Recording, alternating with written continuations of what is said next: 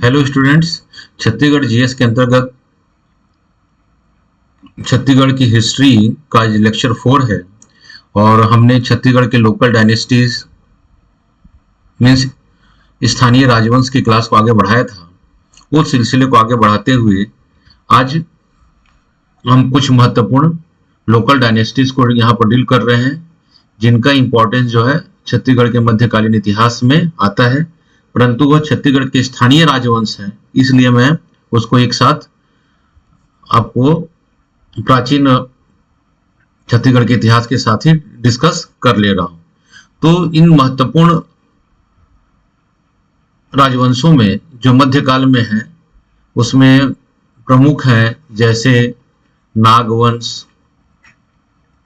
ठीक है, नागवंश की दो शाखाएं छत्तीसगढ़ में शासन कर रही थी। एक थी फड़ी नागवंश और दूसरा था छिंदक नागवंश।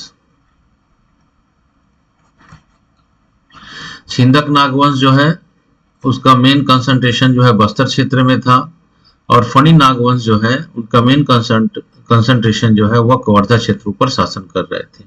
ठीक है, फणी नाग डायनेस्टी और इधर आपको लिख सकते हो ये छिंदक नाग डायनेस्टी। ठीक है, तो छत्तीसगढ़ में नागवंश की दो शाखाएं शासन कर रही थी, एक थी फणी नागवंश और दूसरा क्या हो गया, छिंदक नागवंश। ठीक है, ये मध्यकाल छत्तीसगढ़ के अंतर्गत आता है। तीसरा जो महत्वपूर्ण इंपॉर्टेंट है वह है जो छिंदक नागवंश को बस्तर से रिप्लेस किए, वह है काकतीय वंश या काकतीय डायनेस्टी। ठीक है, वैसे काकतीय डायनेस्टी जो है वह वारंगल से आए थे, इसलिए इनको also known as Chalukya of Warangal. क्या कहा जाता है इनको? वारंगल के चालुक्य भी कहा जाता है। वारंगल क्षेत्र मतलब तेलंगाना के अंतर्गत आता है। वारंगल के इनको चालुक्य भी कहा जाता है और बस्तर में क्या है, काकतीय के नाम से इन्होंने शासन किया। ठीक है, तो छिंदक नागवंश के बाद काकतीय वंश आता है। ठीक है, एक अन्य लोकल डायनेस्टी आती है जिसमें कांकेर का सोमू वंश है। ठीक है, सोमा डायनेस्टी इन कांकेर, इसको भी हम साथ में यहाँ पर डिस्कस कर लेंगे। तो एक एक करके हम यहाँ से अपनी क्लास के सिलसिले को आगे बढ़ाते हैं। तो सबसे पहले हम कर रहे हैं जो है नाग डायनेस्टी कर रहे हैं। ठीक है,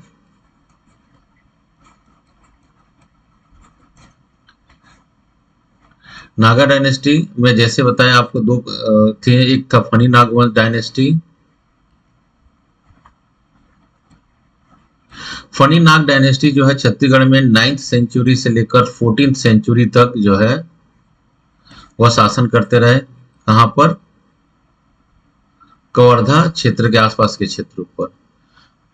ठीक है, और दूसरा जो है वह है अभी डिस्कस किया हमने छिंदक नाग डायनेस्टी। छिंदक नाग डायनेस्टी जो है यह भी लगभग जो है 10th सेंचुरी से लेकर 13th सेंचुरी तक जो है बस्तर के आसपास के क्षेत्रों पर शासन कर रहे हैं। इनको रिप्लेस करने का काम जो है बस्तर में किसने किया? काकतीयों ने किया। तो एक एक करके हम दोनों को देखते हैं। ठीक है, तो फर्स्ट जो है वह है फणी नागवंश।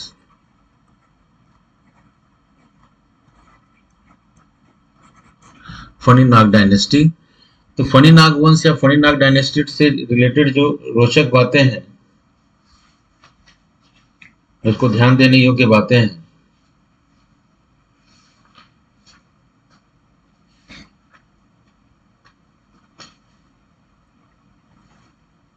ठीक, तो फणी नाग डायनेस्टी जो है यह लगभग जो है 9th सेंचुरी से लेकर 14th सेंचुरी तक जो है वह कवर्धा के आसपास के क्षेत्रों पर शासन कर रहे थे, कवर्धा क्षेत्र। ठीक है, और इतने देखिए मध्यकाल या मिडिएवल जो टाइम पीरियड होता है था छत्तीसगढ़ का, वो पूरा जो है कलचुरियों के डोमिनेंसी थी।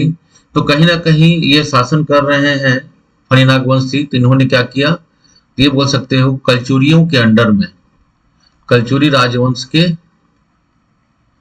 अधीन उन्होंने क्या किया है, शासन किया है, अधीन शासन किया है। आगे आप पढ़ेंगे कलचुरी राजवंश के साथ क्या थे, इनके वैवाहिक संबंध थे।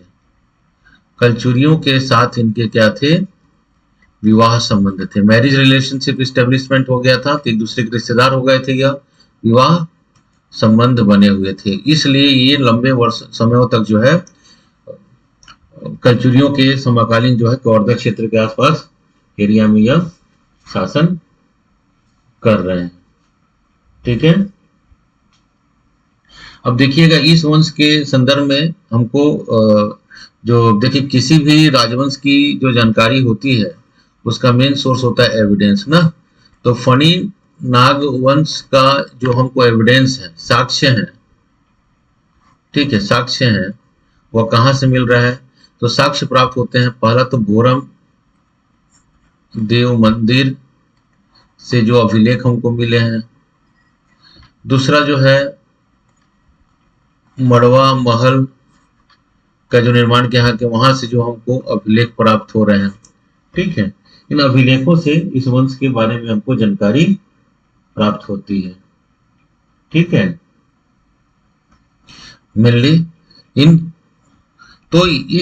प्रमुख अभिलेखों से हमको ज्ञात होता है कि कवर्धा क्षेत्र का जो फनी नाग वंश है उसका जो फाउंडर है, संस्थापक है, संस्थापक जो मेंबर था, संस्थापक जो राजा था या जो व्यक्ति था उसका नाम था अहिराज। ठीक है, संस्थापक व्यक्ति था उसका नाम क्या था, अहिराज।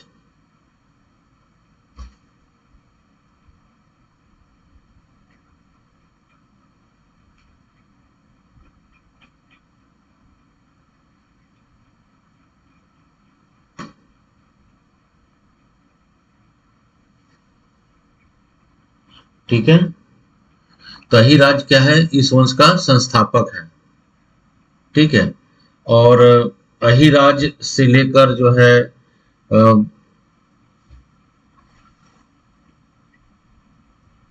अनेक शासकों ने अलग अलग टाइम पीरियड पर क्या किया, यहाँ पर शासन किया है। ठीक है, तो हम देखते हैं कि भोरम देव अभिलेख, भोरम देव जो मंदिर का जो निर्माण है इस वंश के राजा, इस वंश के राजा गोपाल देव के द्वारा किया गया। इस वंश के राजा गोपाल देव के द्वारा किया गया है 1089 एडी के आसपास। पॉइंट्स को नोट कर लीजिएगा, इससे रिलेटेड आपके क्वेश्चन एग्जाम में आते हैं। ठीक है, भोरम देव मंदिर का निर्माण जो है गोपाल देव के द्वारा किया गया है। तो इस पर लिखा गया है कि गोपाल देव के द्वारा जब इस मंदिर का निर्माण करवाया गया था तो गोपाल देव जो है या दूसरा अभिलेखों में गोपाल देव को इस वंश का जो है 6वां राजा बताया गया है। ठीक है, मतलब अहिराज और गोपाल देव के बीच में 5 राजा या 5 किंग्स और थे। ठीक है, तो सब कुछ इंपॉर्टेंट नहीं है, जहां से हमको साक्ष्य मिल रहे हैं उन चीजों को हम देख रहे हैं। और गोपाल देव ने ही क्या किया था, भोरम देव मंदिर का निर्माण किया था।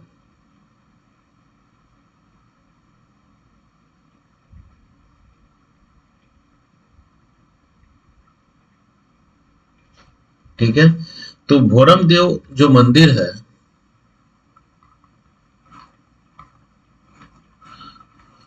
वह मध्य प्रदेश के छतरपुर डिस्ट्रिक्ट में एक मंदिर बना है जिसका नाम है खजुराहो, खजुराहो मंदिर। खजुराहो जो मंदिर है उसका ओरिजिनल नाम है कंदरिया महादेव का मंदिर या टेम्पल ऑफ कंदरिया महादेव।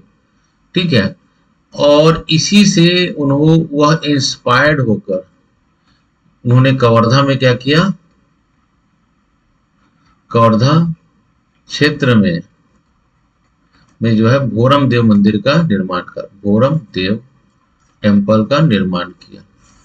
भोरम जो देव हैं वह आदिवासियों, उस क्षेत्र में के जो आदिवासी देवता को समर्पित यह मंदिर था,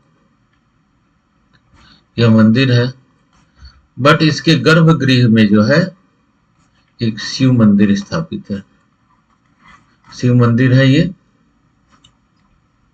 ठीक है। नामकरण जो है आदिवासी देवताओं के नाम पर किया गया है।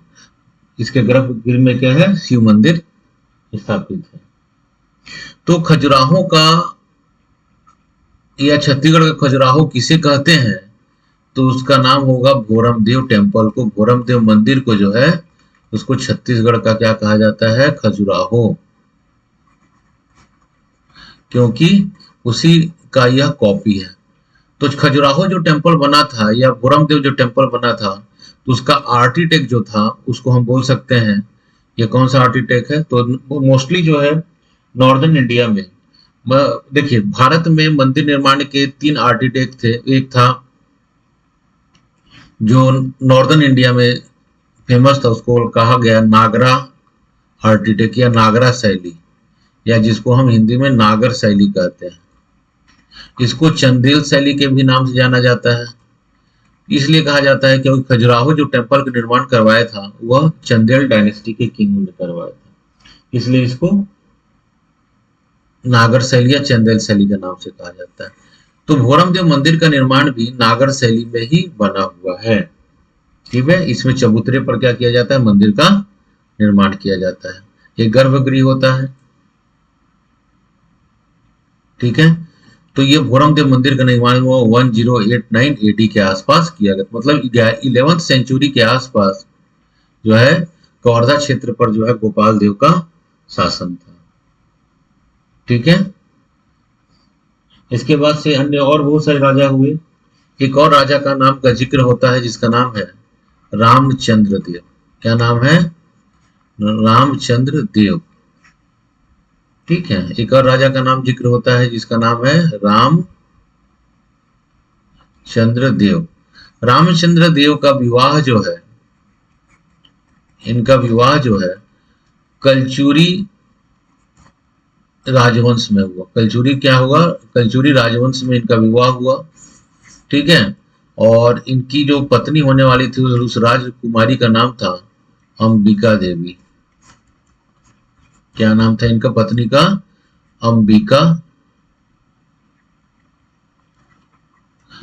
देवी जो है इनका पत्नी का नाम था, ठीक है।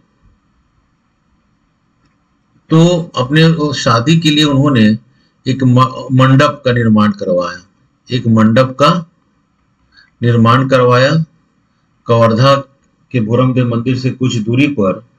उस गांव का नाम है छपरी गांव। क्या नाम है, छपरी गांव में उन्होंने एक मंडप का निर्माण करवाया, विवाह का मंडप कहा जाए जिसको, विवाह का मंडप या जिसको मड़वा कहा जाता है, मड़वा महल के नाम से उसको जाना जाता है, ठीक है। मड़वा महल के नाम से इसको जाना जाता है,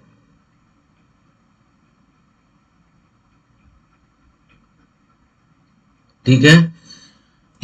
इसमें जो स्क्रिप्ट है या इस पर जो डेट लिखा गया है 1349 AD का है, मतलब यह 14th सेंचुरी में इस मंदिर का निर्माण हुआ है। 14th सेंचुरी में इस मंदिर का क्या हो रहा है, निर्माण हुआ है। तो 1349 में वो जो है मड़वा महल मंदिर का निर्माण किया गया है, ठीक है।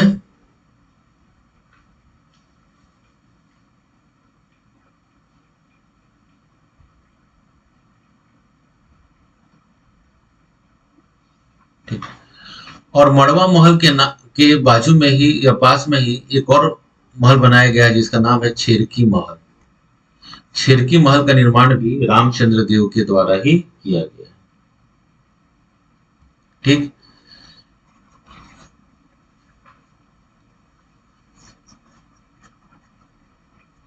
तीसरे जो महत्वपूर्ण राजा हैं उनका नाम है मोनिंग देव।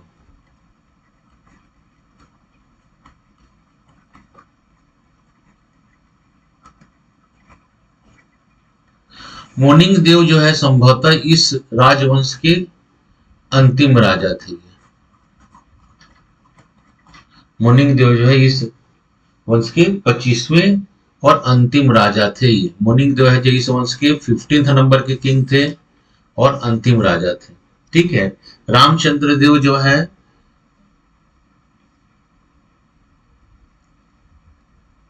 उसके बाद से मोनिंग देव का नाम आता है। ठीक है, मोनिंग देव को ऐसा माना जाता है, मोनिंग देव जो है उनको रायपुर कलचुरी शाखा के शासक, रायपुर जो ब्रांच है उसके जो रूलर थे उनका नाम था रामचंद्र देव ने हराया था इनको। रामचंद्र देव ने इनको हराया था।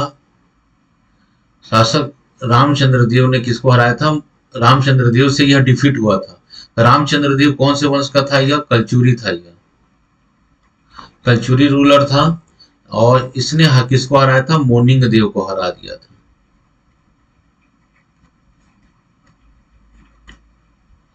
डिफीटेड बाय रामचंद्र देव।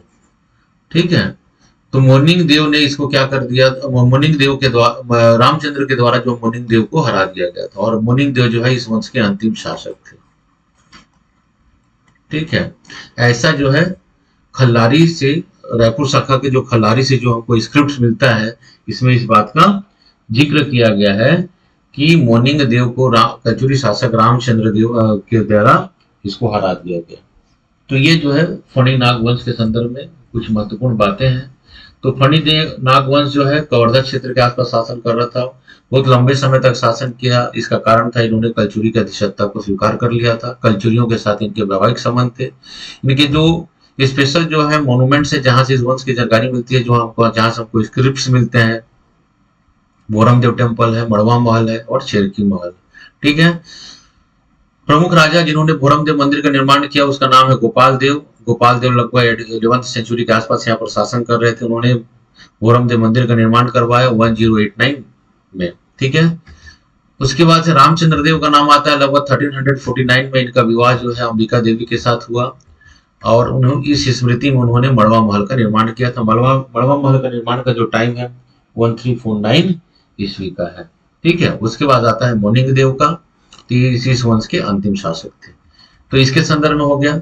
नागवंश की अब देखते हैं दूसरी शाखा जो है वो कहाँ शासन कर रही है? दूसरी शाखा बस्तर पर शासन कर रही है, उसका नाम है छिंदक नागवंश। क्या नाम है उसका? छिंदक नाग डायनेस्टी।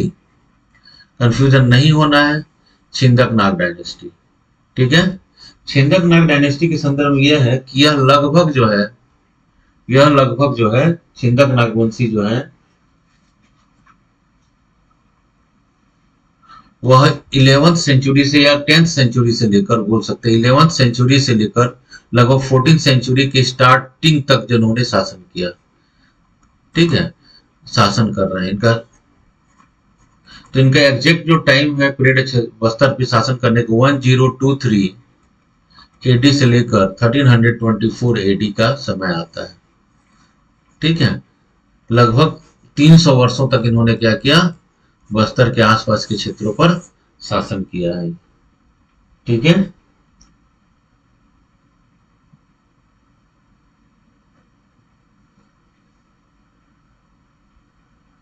ठीक है, चक्रकोट के राजा के नाम से छिंदक नागवंशियों को जाना जाता है। चक्रकोट के राजा के नाम से छिंदक नागवंशियों को जाना जाता है।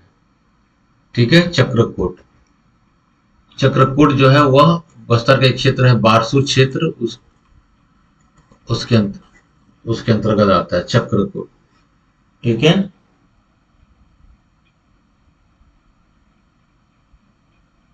इनकी प्रारंभिक जो राजधानी थी चक्रकोट या बारसूर था। इनका प्रारंभिक राजधानी जो है बारसूर या था। बाद में इन्होंने अपनी राजधानी को शिफ्ट किया, उसका नाम है दंतेवाड़ा में शिफ्ट कर दिया इन्होंने। कहाँ शिफ्ट कर दिया? दंतेवाड़ा में शिफ्ट कर दिया।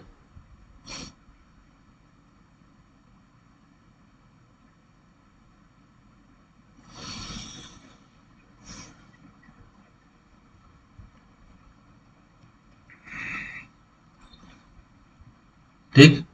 अब इनके इतिहास पर हम प्रकाश डालते हैं तो इनके इतिहास के बहुत सारे एविडेंस हमको अलग अलग क्षेत्रों से हमको प्राप्त होता है, अलग अलग भाग से जो हमको स्क्रिप्ट प्राप्त हुआ है।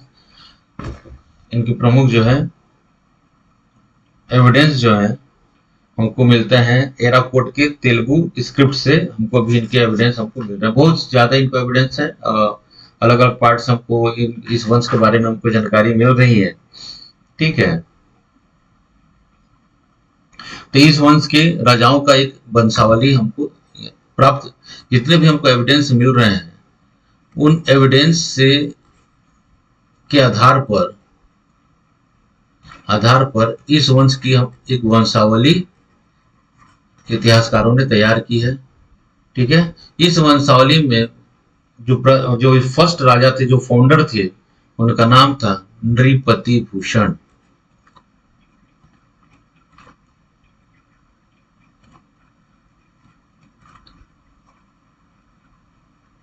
नृपति भूषण जो है इस वंश के प्रथम शासक थे, ऐसा एविडेंस में प्राप्त होता है। ठीक है, और नृपति भूषण ने ही बस्तर में जो है छिंदक नागवंशियों की नींव रखी। छिंदक नाग डायनेस्टी के यह फाउंडर हैं बस्तर में। ठीक है, और 1023 एडी में इन्होंने छिंदक नागवंशियों की स्थापना की, नृपति भूषण ने। ठीक है, इस बात की जानकारी हमको कहां से मिल रही है? एराकोट से हमको एक स्क्रिप्ट मिलता है, एराकोट स्क्रिप्ट से इस बात की हमको इसके एविडेंस मिल रहे हैं। एराकोट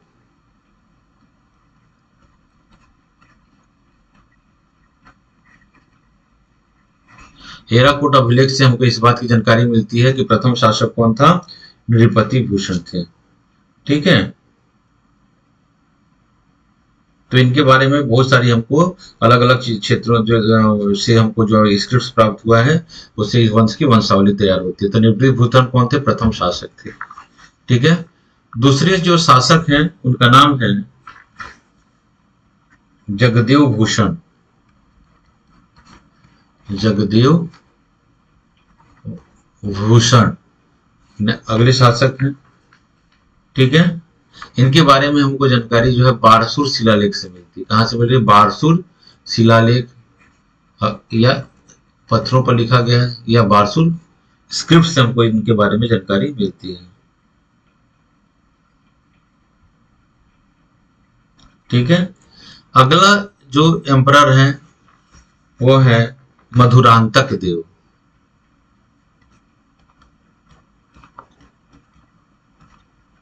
अगला जो शासक है उनका नाम क्या है? मधुरांतक देव।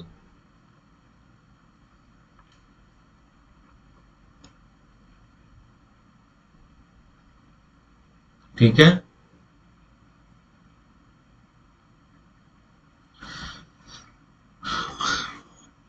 उसके बाद से आते हैं सोमेश्वर देव। सोमेश्वर देव फर्स्ट, सोमेश्वर देव प्रथम।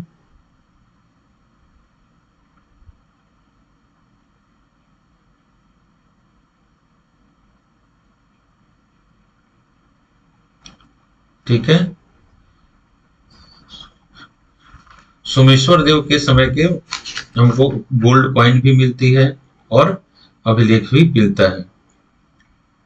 पुरुषपाल अभिलेख से हमको सोमेश्वर देव की जानकारी मिलती है। सोमेश्वर देव की यह जानकारी मिलती है कि वह 1069 एडी से लेकर 1111 तक इन्होंने क्या किया? एडी तक शासन किया। 11 से 11 ईस्वी तक इन्होंने शासन किया।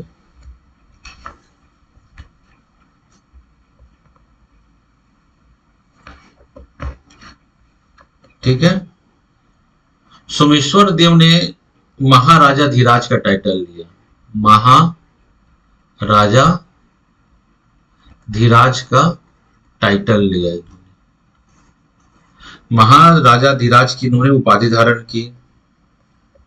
ठीक है, अपने साम्राज्य का इन्होंने विस्तार किया।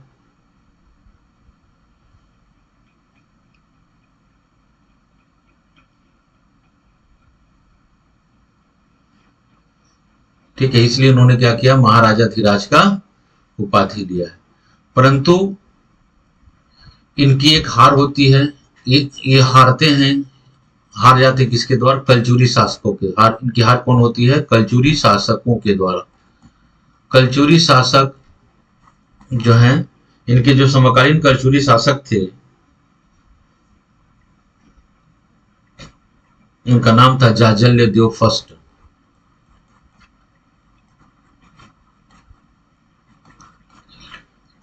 जाजल्य देव फर्स्ट ने इनको हरा दिया। ठीक है, जाजल्य देव प्रथम ने क्या किया, इनको हरा दिया। इनकी हार कैसे होती है, जाजल्य देव ने इनको हरा दिया, इनके, ठीक है, और इनके पूरे परिवार को बंदी बना लिया गया था। ठीक है, लेकिन इनके माता गुंडमा देवी के कहने पर छोड़ दिया गया। गुंडमा देवी के कहने पर क्या किया गया, छोड़ दिया गया।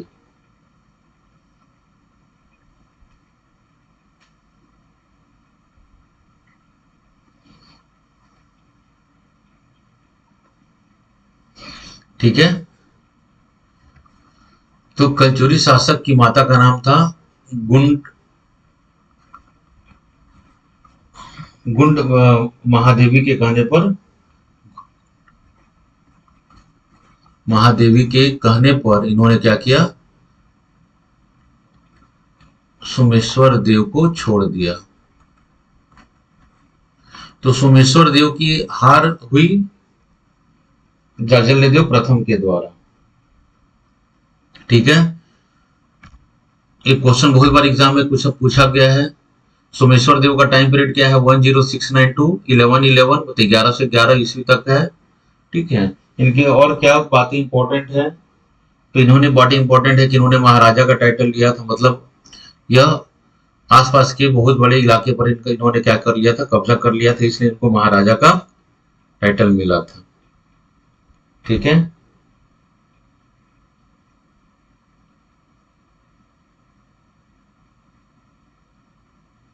गुंड महादेवी किसकी माता थी, गुंड महादेवी जो है, आप लोगों को हमेशा कंफ्यूजन होता है, तो इसको मैं क्लियर कर दे रहा हूं कि गुंड महादेवी जो है वह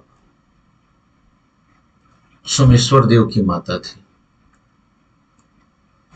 ठीक है, तो महिला का सम्मान करते हुए कलचुरी नरेश जाजल्य देव ने इनको छोड़ दिया था। ठीक है, इनके समय में कुछ निर्माण कार्य हुए, जैसे विष्णु मंदिर का निर्माण हुआ। सोमेश्वर देव के समय विष्णु मंदिर का निर्माण हुआ है नारायणपाल बस्तर में।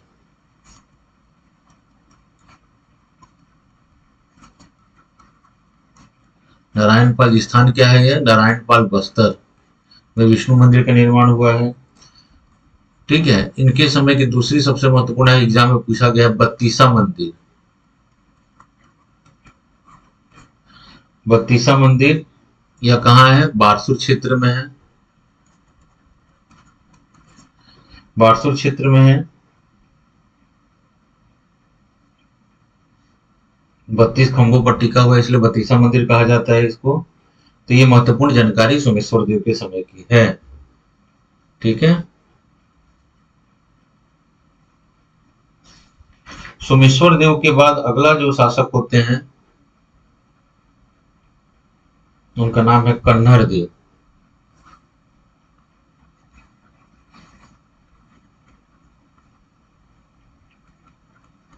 अगला शासक कौन हो रहा है, कन्हर देव हो रहा है। ठीक है,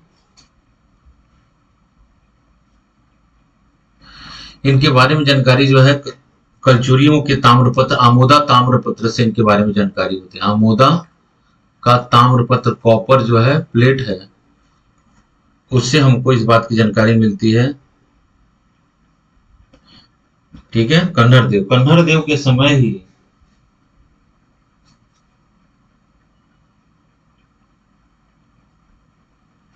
कन्हर देव जब राजा था, उस समय कलचुरी शासक पृथ्वी देव द्वितीय का एक मंत्री था जिसका नाम था जयपाल देव ने बस्तर पर आक्रमण कर दिया था और कन्हर देव को परास्त कर दिया था।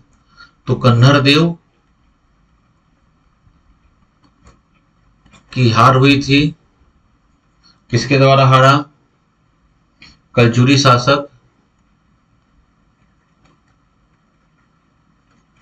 उस समय कलचुरी शासक था पृथ्वीदेव सेकेंड। पृथ्वी से सेकेंड कलचुरी शासक था। इसका एक सामंत था जिसका नाम था जगपाल देव। जगपाल देव ने बस्तर पर कब आक्रमण किया? 1145 में बस्तर पर आक्रमण किया और कन्हर देव को हरा दिया। ठीक है, कन्हर देव को हरा दिया। कन्हर देव हार जाते हैं, जिसके बारे में बहुत सारी जगह से हमको स्क्रिप्ट से भी हमको जानकारी मिल रही है। ठीक है,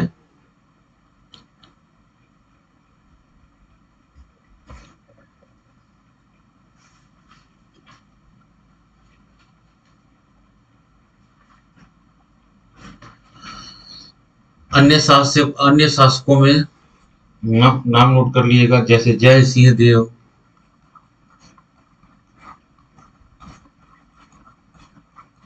फर्स्ट, राजभूषण, सोमेश्वर देव सेकेंड के नाम से भी जाना जाता है इसको। ठीक है, 8 नंबर का शासक है जगदेव भूषण,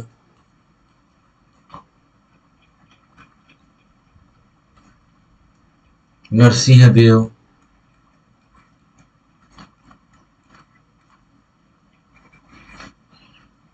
कन्हर देव द्वितीय,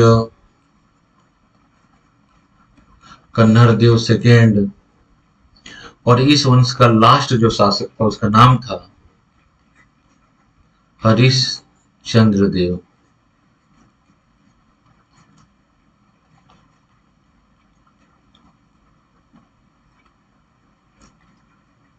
हरिश्चंद्र देव यह क्या था? अंतिम शासक था। ठीक है, हरिश्चंद्र देव क्या हो गया? अंतिम शासक हो गए। तो हरिश्चंद्र देव अंतिम शासक क्यों कहा जाता है, इसको देखेंगे।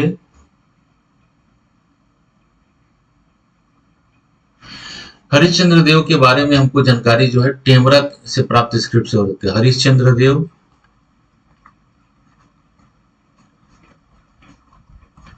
अंतिम शासक हैं और इसकी जानकारी हमको टेमरा से प्राप्त अभिलेख से होती है।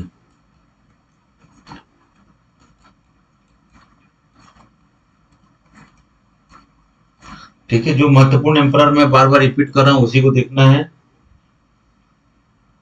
ठीक है, इसी के समय लगभग जो है 1324 में 1324 एडी में बस्तर पर जो है वारंगल के चालुक्य शासक, वारंगल के चालुक्य रूलर ऑफ वारंगल, चालुक्य शासक, चालुक्य शासक अन्नम देव का आक्रमण होता है। किसका आक्रमण होता है? अन्नम देव का आक्रमण होता है।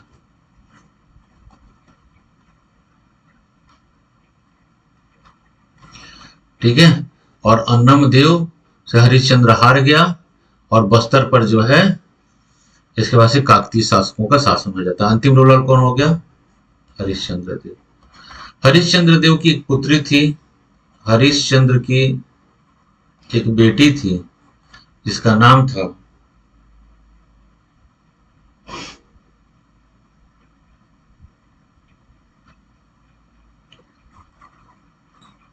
चमेली देवी। उससे अन्नम देव ने विवाह कर लिया। अन्नम देव का क्या हो गया? उससे विवाह हो गया। ठीक है, इस प्रकार बस्तर से जो है छिंदक नागवंशियों की सत्ता समाप्त हो जाती है और एक नया राजवंश तैयार हो जाता है जिसका नाम क्या होता है, काकतीय डायनेस्टी। ठीक है, यहां तक क्लियर है चीजें। तो बस्तर में लगभग जो है 11वीं सेंचुरी से लेकर 13वीं सेंचुरी या 14वीं सेंचुरी की शुरुआत तक जो है छिंदक नागवंशियों का शासक था। इनके बारे में हर जगह से हमको स्क्रिप्ट्स मिलती है। ठीक है, इस वंश का जो फाउंडर था उसका नाम था नृपति भूषण। ठीक है, अंतिम शासक कौन है, हरिश्चंद्र। ठीक है, क्वेश्चन देखिएगा एग्जाम में कैसे कैसे आते हैं, आर्ट एंड आर्किटेक्ट से क्वेश्चन आए हुए हैं। ठीक है, तो उसको थोड़ा हम डिस्कस कर लेते हैं यहाँ पर।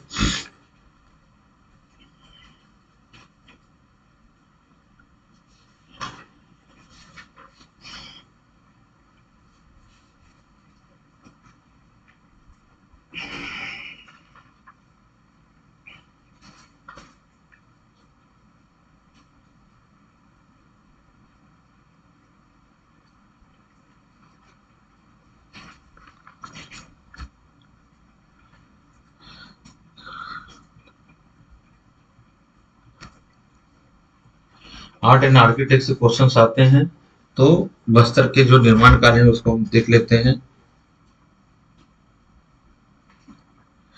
देखिए बारसूर में जो है किन किन चीजों का निर्माण हुआ है, तो लिखिएगा। एक शासक था जिसका नाम है छिंदक नाम से शासक था जिसका नाम था जगदेव भूषण धारावर्ष। क्या नाम था, जगदेव भूषण धारावर्ष।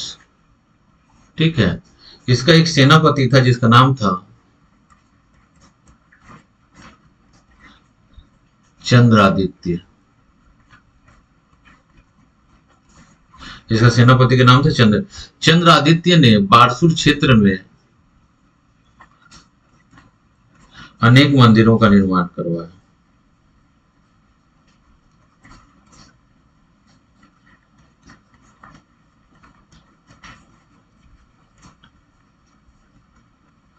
जैसे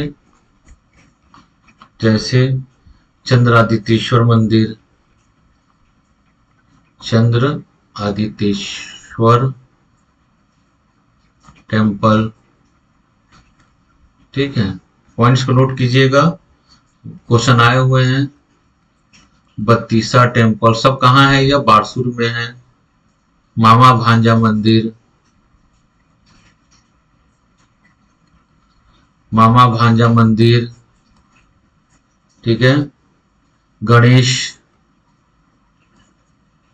जो है विशाल गणेश मूर्ति। ठीक है, और उन्होंने एक पौंड का निर्माण किया झील का जिसका नाम है आदित्य सरोवर।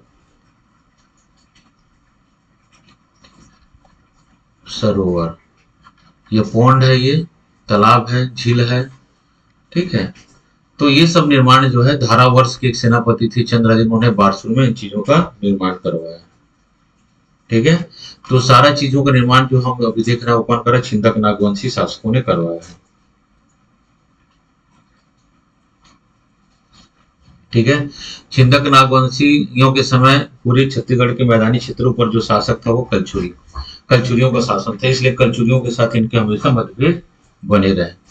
छिंदक नागवंशियों को रिप्लेस किसने किया है, तो काकतीय ने किया है, और पूरा 13वीं सेंचुरी से लेकर जो है 20वीं सेंचुरी तक जो है बस्तर पर अब काकतीय राजवंश शासन कर रहे हैं। ठीक है, तो नेक्स्ट हो जाएगा काकतीय वंश। नेक्स्ट कौन हो जाएगा, काकतीय डायनेस्टी।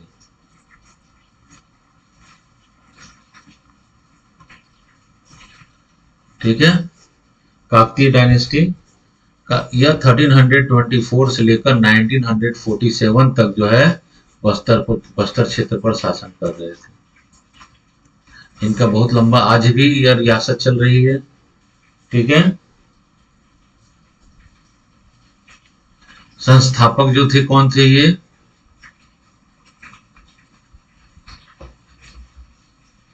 इस वंश के जो फाउंडर हैं उनका नाम है अन्नम देव। पहले भी हमने दिया ना अन्नम देव। अन्नम देव जो है इस वंश के क्या है? संस्थापक है, फाउंडर हैं।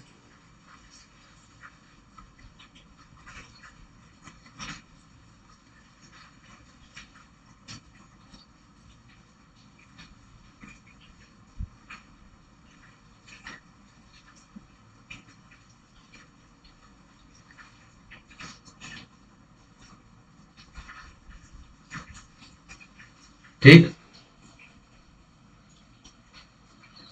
बहुत लंबे समय तक यह शासन हुआ। बस्तर क्षेत्र में बहुत से राजाओं ने शासन किया है। ठीक है।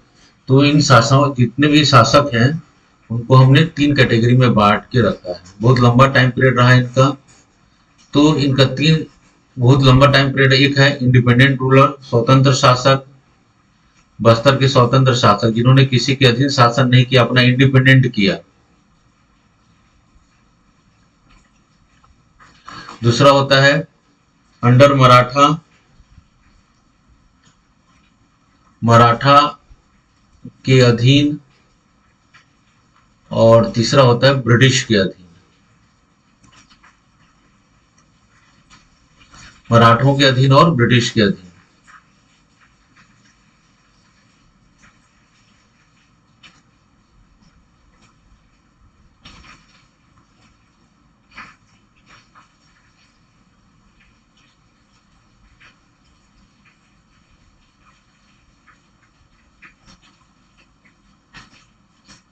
ठीक है।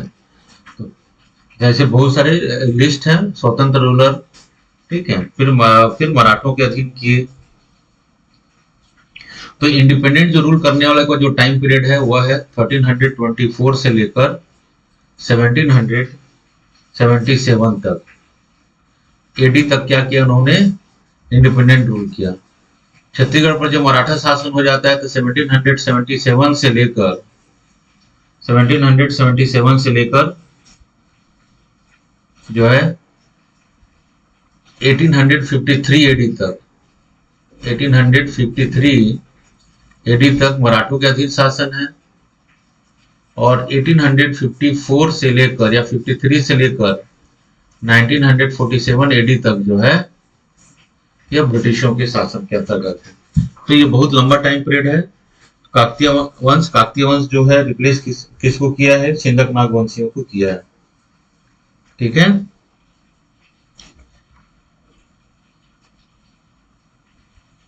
ठीक। अलग अलग टाइम पीरियड में इनकी राजधानियां चेंज होती रही। इनिशियल जो राजधानी थी, प्रारंभिक जो इनकी राजधानी थी जो अन्नम देव ने बनाया था वो बस्तर क्षेत्र का ही था जिसका नाम था मंदोता। मंदोता प्रारंभिक राजधानी था इसका अन्नम देव के समय। ठीक है। उसके बाद राजधानी जो है चेंज हुई और कहाँ आ गया? दूसरी राजधानी बस्तर आया। बस्तर जो राजधानी आया वह उस राजा का नाम है पुरुषोत्तम देव के समय। पुरुषोत्तम देव के समय जो राजधानी बस्तर आया। तीसरा जो है राजधानी बस्तर से जगदलपुर शिफ्ट किया वह है दलपत देव के समय। ठीक है। दलपत देव के समय जो है यह राजधानी जो जब बस्तर से तो राजधानियां चेंज हुई। पहला राजधानी मंदोता। ठीक है। दूसरी बस्तर राजधानी कब बना? पुरुषोत्तम देव के समय। पुरुषोत्तम देव वही है जिन्होंने बस्तर में रथ यात्रा की शुरुआत की थी। ठीक है। कंफ्यूजन नहीं होना है। बस्तर दशहरा की शुरुआत की थी। और जगदलपुर राजधानी बना दलपत देव के समय। ठीक है।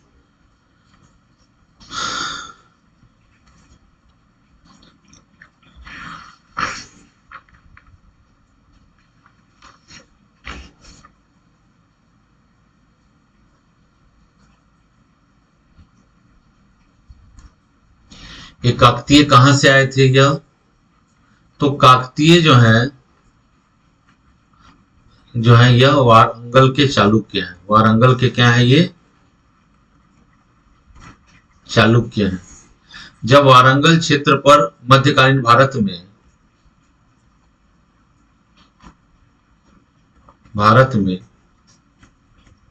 वारंगल पर जो है मुस्लिमों का आक्रमण हुआ। जो दिल्ली सल्तनत के जो मुस्लिम शासक हैं, मुस्लिम शासकों का आक्रमण हुआ अलग अलग टाइम पीरियड में। अलाउद्दीन खिलजी, ठीक है, अलग अलग टाइम पीरियड पे क्या हो रहा है? अलाउद्दीन खिलजी का आक्रमण हो रहा है, गयासुद्दीन तुगलक का आक्रमण हो रहा है।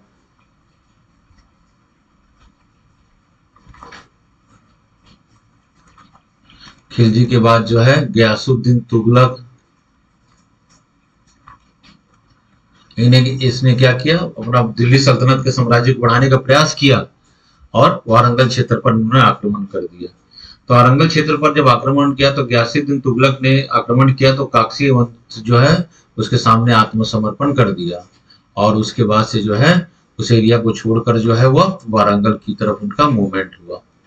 ठीक है, तो ये शॉर्ट स्टोरी है, डिटेल स्टोरी जाने की जरूरत नहीं है। ठीक है,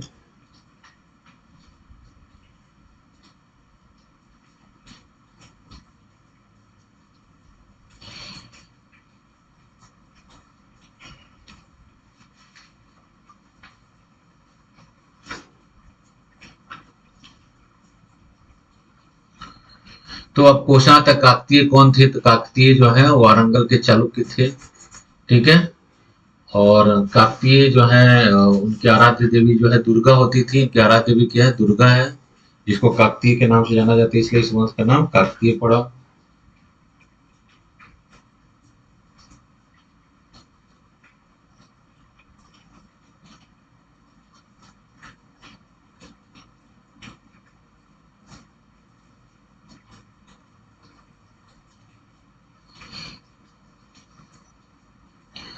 ठीक, जब अलाउद्दीन गया और गयासुद्दीन तुगलक का जब आक्रमण होता है तो ये भागकर कहाँ चले आए? बस्तर क्षेत्र पर आ गया। और आने वाले व्यक्ति का नाम क्या था? अन्नम देव। अन्नम देव ने बस्तर क्षेत्र पर क्या किया? छिंदक नागवंशी शासक हरिश्चंद्र देव को हराकर जो है बस्तर में एक नए राजवंश की स्थापना कर दी, जिसका नाम क्या है? काकतीय राजवंश। ये घटना है 1324 का।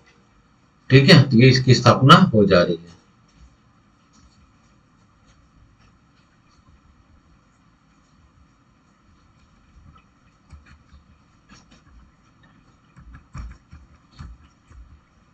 तो इनके राजाओं के जो सीक्वेंस है मैं आपको बता दिया। तीन प्रकार के सिमरते। पहला इंडिपेंडेंट रूलर जो 1324 से लेकर 1777 तक हुआ मराठों के अधीन, फिर ब्रिटिश के अधीन। बहुत लंबा टाइम पीरियड हुआ, 1324 से 1947 तक यह शासन करते रहे। ठीक है, इंपॉर्टेंट इंपॉर्टेंट रूलर को हम देख लेते हैं। फर्स्ट जो शासक थे अन्नम देव। फर्स्ट रूलर कौन थे? अन्नम देव थे।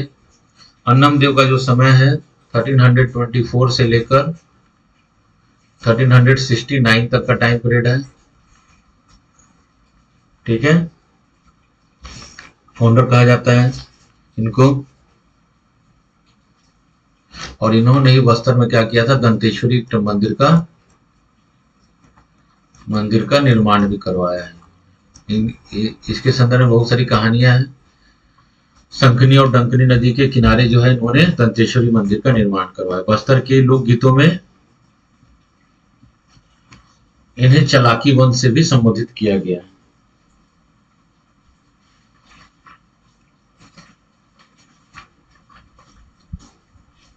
ठीक है,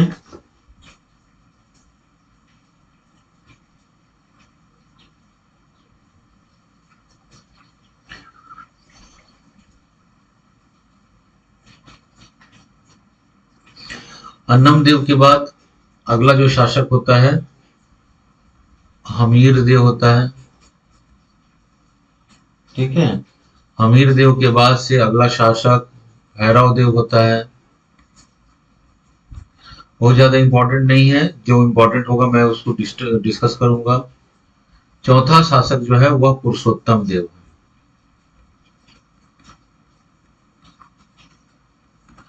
ठीक है, पुरुषोत्तम देव का जो समय है, टाइम पीरियड है, वह 1468 से एडी से लेकर 1534 तक है। ठीक है, पुरुषोत्तम देव का इंपॉर्टेंस क्या बात है?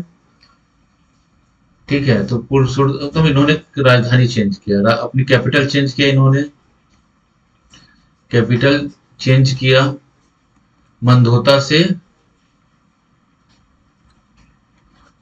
बस्तर लेकर आया इन्होंने कैपिटल को। कहां लेकर आया? मंदोता से बस्तर, कैपिटल आने का से पुरुषोत्तम। फिर दूसरा, इन्होंने जगन्नाथ मंदिर की यात्रा की और वहां से आने के बाद क्या किया? बस्तर में रथ यात्रा को प्रारंभ किया। तो रथ यात्रा को प्रारंभ करने वाला व्यक्ति कौन है? पुरुषोत्तम देव है, याद रख लीजिएगा। ठीक है,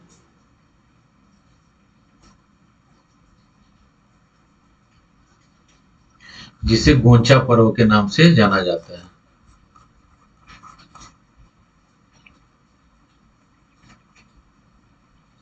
ठीक, पुरुषोत्तम देव का जो विवाह हुआ था बघेल राजवंश में हुआ था और इनकी पत्नी का नाम था कंचन कुंवर बघेलिन। क्या नाम था इनका पत्नी का? कंचन कुंवर बघेलिन इनकी पत्नी का नाम था। ठीक है, पुरुषोत्तम देव के बाद अगला शासक होता है जिसका नाम है जय सिंह देव। ये सब इंडिपेंडेंट रूलर हैं ये। ठीक है, जय सिंह देव। फिर आता है नरसिंह देव।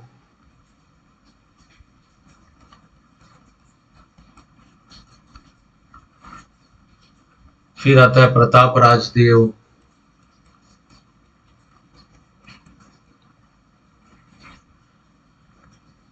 जगदीश राजदेव।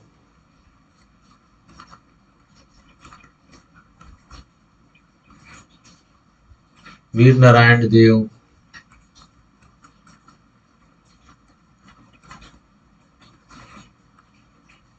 वीर सिंह देव।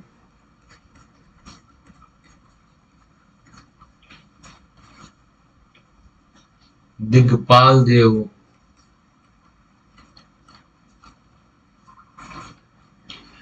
12 नंबर का है राजपाल देव। ठीक है, 13 नंबर का है चंदेल मामा। देखिए, चंदेल मामा का आने का यह जिक्र है कि राजा की मृत्यु के बाद इसके भांजे जो है छोटे थे, तो इसने क्या किया? जबरदस्ती कब्जा कर लिया और चंदेल मामा के नाम से इसको जाना जाता है। ठीक है,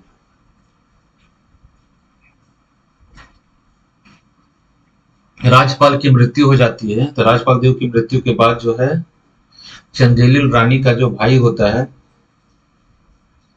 वह सत्ता को हथिया लेता है, कुछ समय तक राजा बना रहता है। ठीक है, बाद में राज्यपाल देव का जो बेटा जो है अपने ही मामा को रिप्लेस कर अगला शासक बनता है जिसका नाम है दलपत देव। क्या नाम है? दलपत देव। ठीक है, दलपत देव का शासनकाल जो है 1731 से लेकर 1774 तक, एडी तक का, ईस्वी तक का है। 1731 से लेकर 1774 तक है। इसने अपना कैपिटल जो है बस्तर से ट्रांसफर कर जगदलपुर लेकर आया। बस्तर से अपना कैपिटल कहां लेकर आया? जगदलपुर लेकर आया। ठीक है, पहला पॉइंट इंपॉर्टेंट पॉइंट है, बस्तर से जगदलपुर अपना कैपिटल किसने लेकर आया? दलपत देव। ठीक है, इसने जगदलपुर में दलपत झील या सरोवर का निर्माण करवाया।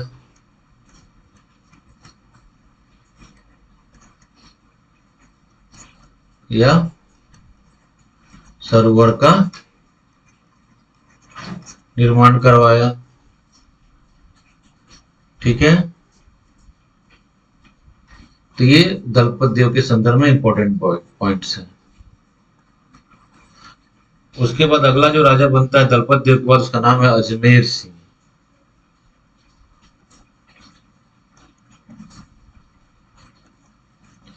अगला जो शासक है क्या है, उसका नाम अजमेर सिंह। उसका टाइम पीरियड है 1774 से लेकर 1777 तक। ठीक है।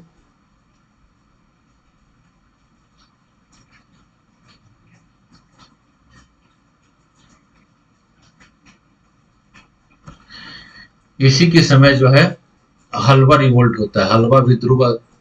हलवा जनजातियों ने क्या किया, विद्रोह करते हैं। रिवोल्ट होता है जनजातियों का, जिसको हलवा विद्रोह के नाम से जाना जाता है। अजमेर सिंह के शासन के बाद ही तुरंत जो है बस्तर पर मराठों का अधीन आ जाता है। तो अजमेर सिंह के बाद से अगला जो शासक होता है 16 नंबर का, वो है दरियादेव।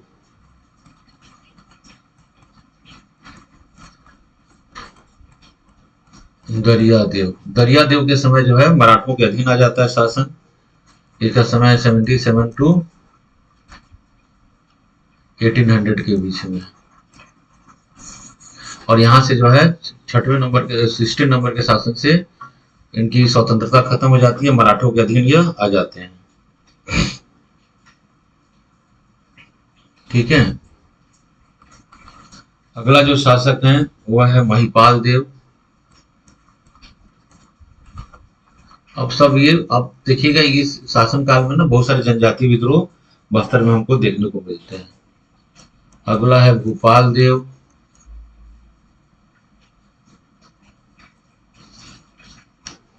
ठीक है। भूपाल देव के बाद से अगला शासक होता है भैरम देव। भैरम देव का टाइम पीरियड है 1853 से 1891। तो यह टाइम पीरियड है। अब भारत छत्तीसगढ़ पर जो है मराठों का शासन भी समाप्त हो जाता है और डायरेक्ट ब्रिटिश रूल आ जाता है। तो भैरम देव के समय से जो है ये ब्रिटिश अधीनता में आ जाता है। पूरा मराठा शासन जो है ब्रिटिश अधीनता में आ जाता है, जो 1947 तक चलता रहा। ठीक है।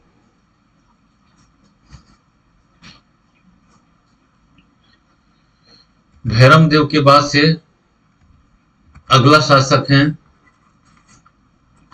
रुद्र प्रताप देव।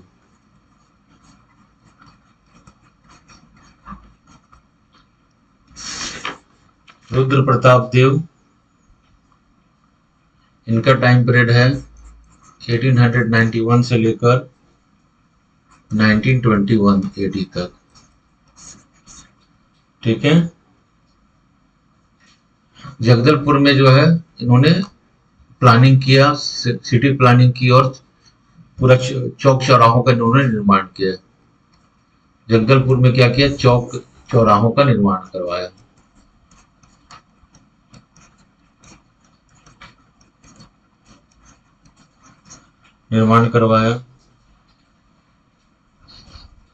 ठीक है। इन्हीं के शासनकाल में जो है बस्तर का भूमकाल रिवोल्ट होता है, भूमकाल विद्रोह होता है। आगे हम पढ़ेंगे इसको 1910 AD में। इनकी मृत्यु के बाद इनकी बेटी शासक बनती है, जिनका नाम है प्रफुल्ल कुमारी देवी। बस्तर राजघराना की प्रथम महिला शासिका 1921 से लेकर 1936 तक। एपेंडिसाइटिस का ऑपरेशन करवाने के लिए यह लंदन गई और वहीं उनकी मृत्यु हो जाती है। तो छत्तीसगढ़ की महिला शासिका रही, शासक रही, रूलर रही है। ठीक। और अंतिम शासक जो है उनका नाम है प्रवीर चंद्र भंजदेव, जो प्रफुल्ल कुमारी देवी के पति थे। इनका संबंध उड़ीसा राजघराने से, लेकिन बस्तर में रह रहे थे। तो 1936 से लेकर 1947 तक यह रहे और संभवतः उसके बाद से राजा राजाओं का शासन बंद हो गया, इसलिए हम इनको अंतिम शासक कहते हैं। लेकिन उसके बाद से अभी भी चल रहे हैं। अभी जो शासक माना जाता है, जो बस्तर के दशहरा में उनका इंपॉर्टेंट रोल रहता है, उनका नाम है कमल चंद भंजदेव। ठीक है, तो ये बस्तर के क्या है, यह काकतीय वंश के संदर्भ में जानकारियां हो गई।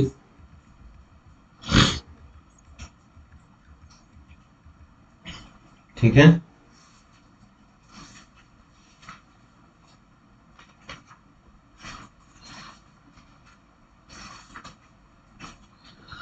अब एक छोटा सा राजवंश छूट गया है, उसका नाम है कांकेर का सोमवंश। कांकेर का सोमवंश।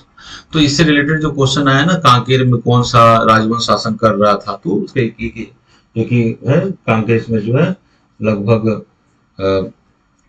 13वीं से 14वीं सदी के बीच में जो है सोमवंशियों का शासन था। ठीक है, एक ही बार ऐसे क्वेश्चन यहाँ पे आए हुए हैं, उसके बाद से ऐसा कोई खास क्वेश्चन इसके संदर्भ में नहीं आया हुआ है। तब भी मैं आपको यहाँ पर डिस्कस कर देता हूँ इसको।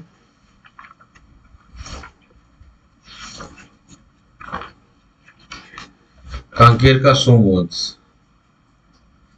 ठीक है,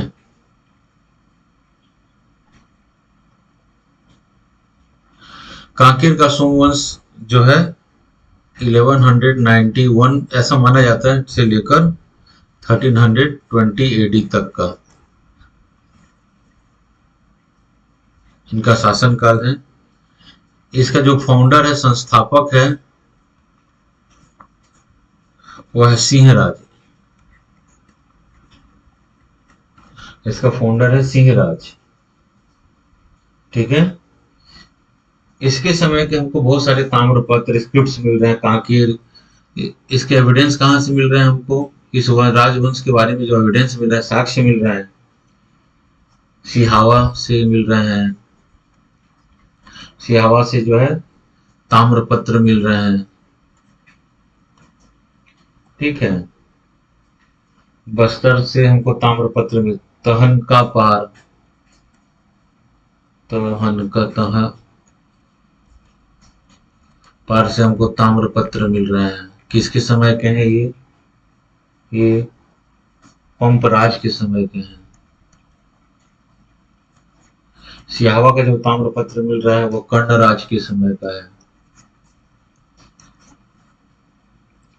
कांकेर का अभिलेख मिल रहा है, कांकेर अभिलेख, यह भानुदेव के समय का है। ठीक है, तो इससे हमको इस राजवंश के बारे में जानकारी मिल रही है। ठीक है,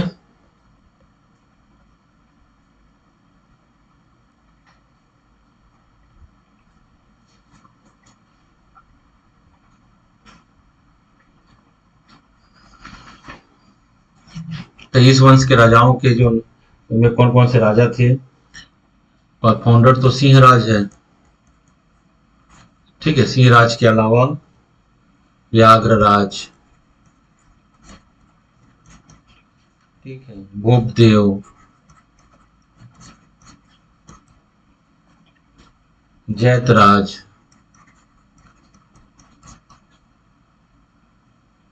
सोमचंद,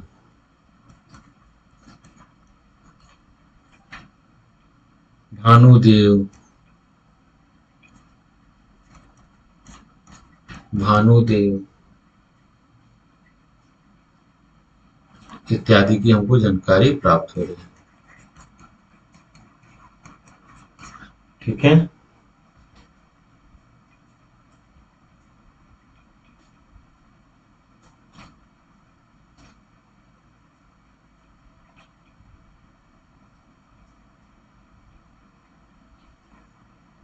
ठीक,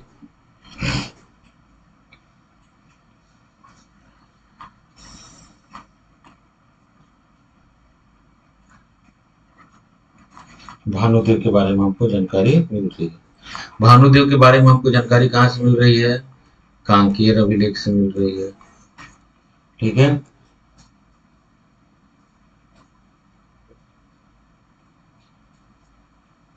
पंपराज के बारे में हमको जानकारी कहाँ से मिल रही है,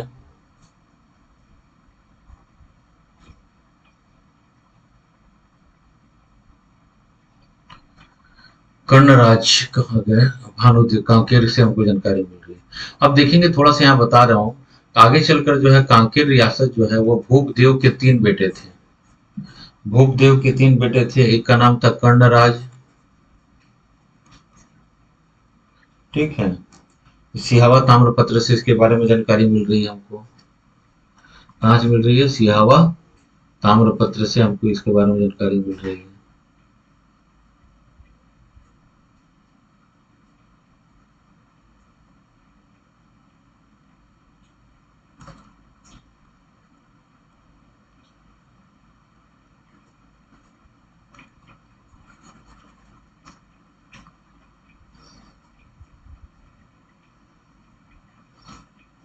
भूपदेव के 3 पुत्र थे, एक था कर्णराज।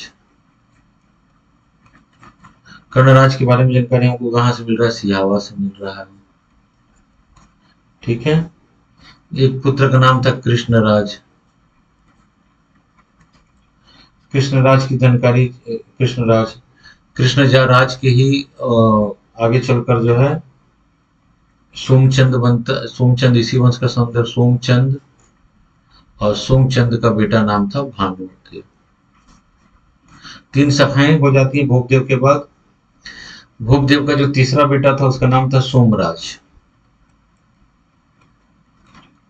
और सोमराज का बेटा का नाम था पंपराज। और पंपराज की जानकारी कहां से मिल रही है हमको? तहनका पार ताम्रपत्र से। इन चीजों को आप देख लीजिएगा, ठीक है। यही भूपदेव है जिसके बारे में बताया। भूपदेव के 3 बेटे थे, और इसके बाद से जो है कांकेर रियासत जो है 3 भागों में 3 बढ़ जाता है।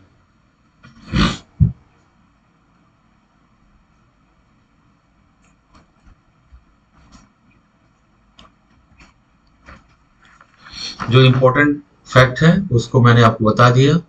इसको पढ़िएगा, समझने की कोशिश कीजिएगा। अगर किसी प्रकार की दिक्कत आती है तो आप दिए गए हमारे व्हाट्सएप नंबर पर फोन टेक्स्ट कर सकते हैं, मैसेज कर सकते हैं, और संबंधित जानकारी कलेक्ट कर सकते हैं। ज्ञान आईएएस के डिजिटल प्लेटफॉर्म पर। और ये नंबर जो है ये स्टूडेंट के लिए 24 घंटे ओपन रहते हैं। आप कोई भी संबंधित जानकारी को आप इससे प्राप्त कर सकते हैं, ठीक है। मिलते हैं नेक्स्ट इतिहास के चैप्टर में। छत्तीसगढ़ का मध्यकालीन इतिहास हम पढ़ेंगे, जिसमें कलचुरियों के बारे में हम डिस्कस करेंगे, ठीक है। छत्तीसगढ़ का मध्यकालीन इतिहास नेक्स्ट टॉपिक होगा। तो आप लोग रिवाइज करते रहिए, पढ़ते रहिए और खुश रहिए। धन्यवाद।